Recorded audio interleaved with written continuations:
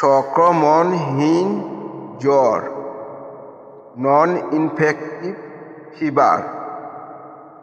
উপস্থাপনায় আমি মোহাম্মদ নুসরাতুল ইসলাম। সংক্রমণহীন জ্বর, নন ইনফেক্টিভ ফিভার। ইনফেকশন বা সংক্রমণই কেবল জ্বরের কারণ তা নয়, ইনফেকশন ছাড়াও জ্বর হতে পারে।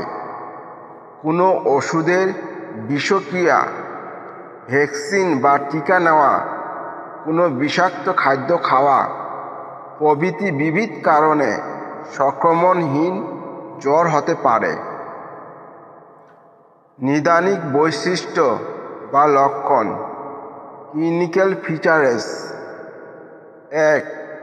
বৃষ্টির পানি মাথায় পড়ে 2 অথবা 3 দিন জ্বর হতে পারে। 2. জ্বর স্বল্পস্থায়ী হয়। 3. কোষ্ঠবদ্ধতার কারণে জ্বর হতে পারে। 4.